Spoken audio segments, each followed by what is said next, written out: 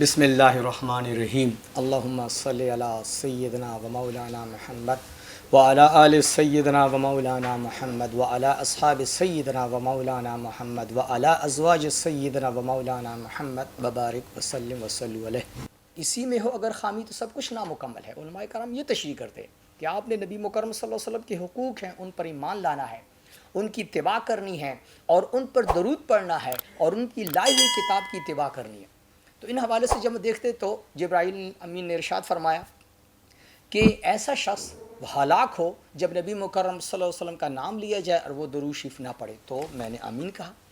اسی طرح جب میں دوسری سیڑھی پہ چڑھنے لگا تو جبرائیل امین نے کہا کہ ایسا شخص جس کو اللہ تبارک تعالیٰ نے والدین عنایت کیے ہیں،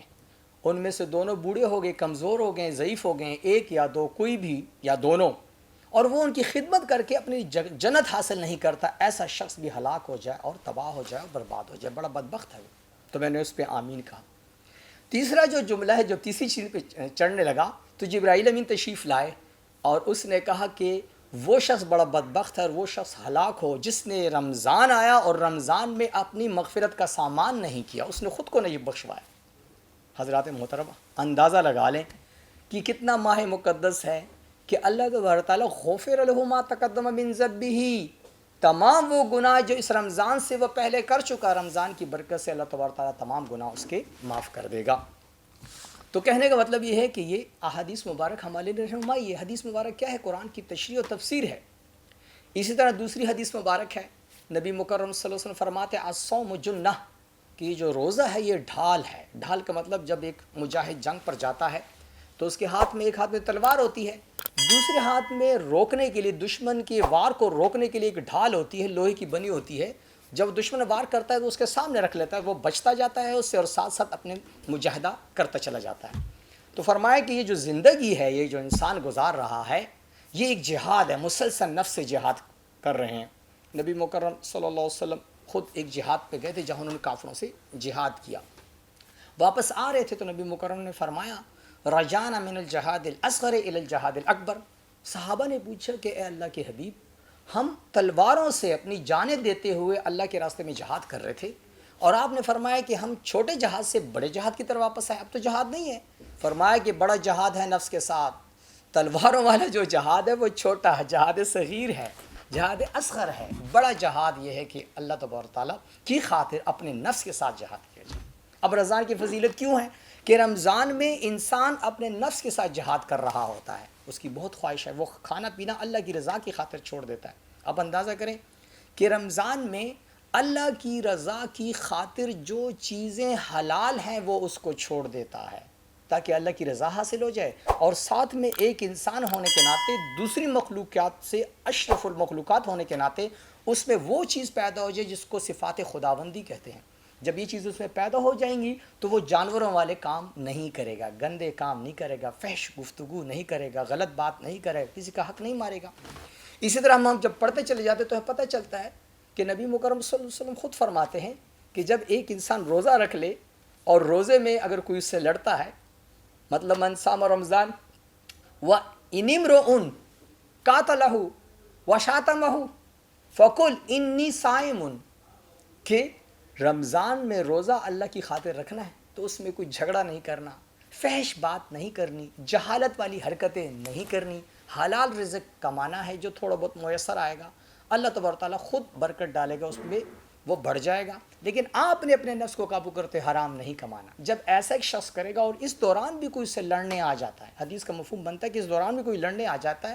تو وہ کیا کہے گا؟ وہ اس کو گالی دے رہا ہے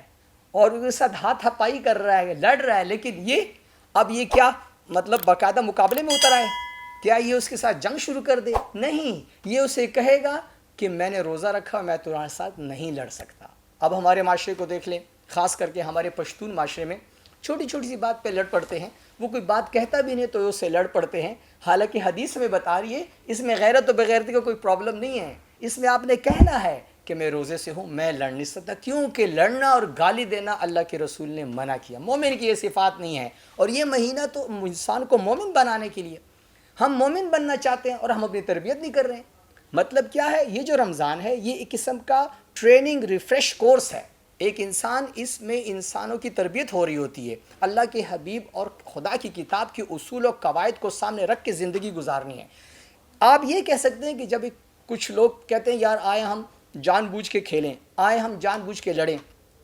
مفسرین فرماتے ہیں کہ جب لوگ جان بوجھ کے لڑتے ہیں خواہش نفس کی خاطر، شیطان کی خاطر، یہ تو انہوں سیکھ لیا، خود بخود سیکھ لیا، کسی نے نہیں سکھایا،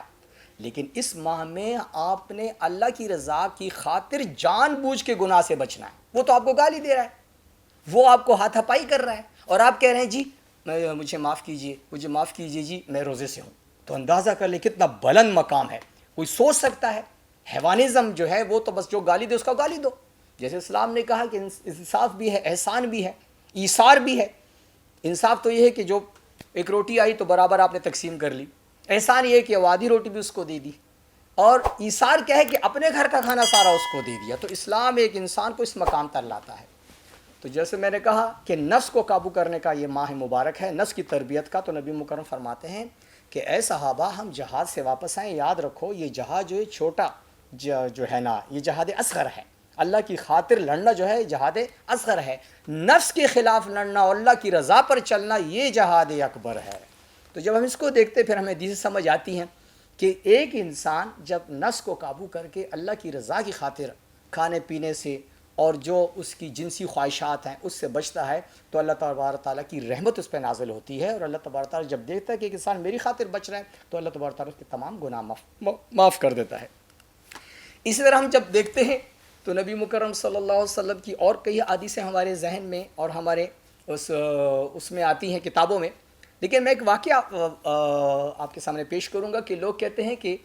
موسم اچھا ہو، جیسے آج کل ماشاءاللہ اللہ کا بڑا کرم ہے کہ ہم روزے رکھ رہے ہیں اور موسم بھی جو ہے بوندا باندی کا ہے، تھوڑی سی سورج نکلتا ہے پھر جو ہے نا دوبارہ بوندا باندی آ جاتی ہے، تو اب مسلسل روزے پہلا عشرہ تقریباً ختم ہونے کو ہے، لیکن آپ پر سخت روزے بھی آئیں گے گرمی کے۔ عرب کا صحرا دیکھیں، وہاں لوگ روزے رکھتے تھے۔ تو یہ ہماری سوچیں ہیں، جو جتنی تکلیف مشقت برداشت کر کے اللہ کی رضا کی خاطر جہاد کرے گا، نفس کو قابو کرے گا، والدین کی خدمت کرے گا، تکلیف دے کے قرآن پڑھے گا، یعنی تکلیف کے ساتھ وہ پڑھے گا، وہ پڑھ نہیں سکتا لیکن سیکھنا چاہتا ہے، ترجمے کے لیے وقت نکالے گا، خدا کی رضا کی خاطر لوگوں کو دل میں دین سکھائے گا اور مشقت میں پڑھے گا، بھوکا رہ کے وہ دین کی خدمت کرے گا، تو اس کا اجر سب سے زیادہ ہے۔ جب ہم دیکھتے ہیں حدیث مبارک میں تو مختلف واقعات آتے، ایک واقعہ بڑا